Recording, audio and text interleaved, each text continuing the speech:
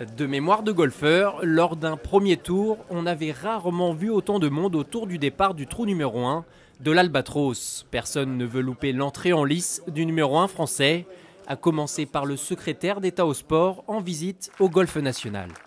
Contrairement à d'autres sports, je pense au tennis où lorsqu'il y a un grand tournoi, on sait que c'est 3 ou 4 joueurs qui peuvent gagner. Là, à chaque fois, on est une vingtaine. Et dans les 20, il y a toujours des Français. Bon, c'est vrai que cette année, tout le monde met la pression sur Victor Dubuisson. Et il a 4 jours pour bien putter, pas faire d'erreur. Et on sera derrière lui, bien sûr.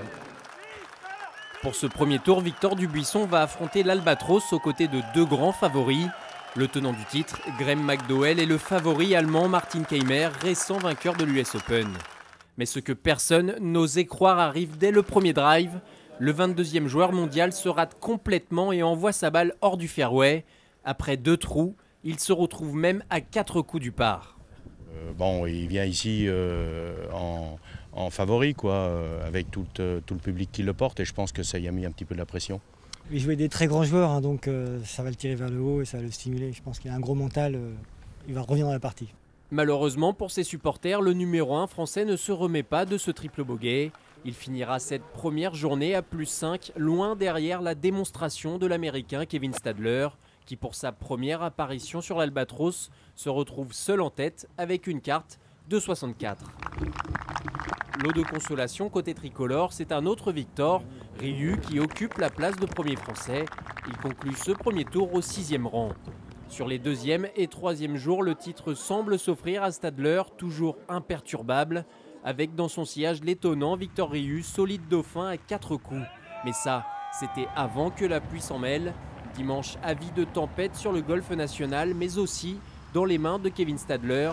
L'Américain de 34 ans craque complètement et se fait croquer par Graeme McDowell, pourtant parti avec 8 coups de retard. Le Nord-Irlandais arrive au clubhouse en leader, mais doit attendre le dernier trou de Stadler. Si l'Américain rentre ce dernier putt, il peut s'offrir une mort subite.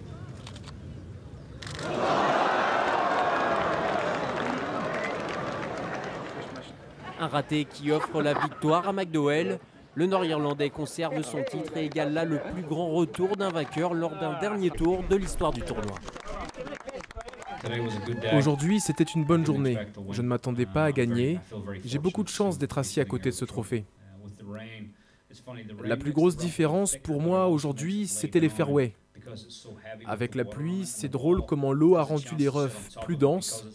Ils sont devenus plus lourds et la balle, plutôt que de s'arrêter sur le rough, avait tendance à glisser. J'ai été chanceux, mais j'ai dû aussi jouer de nombreux coups sur le fairway.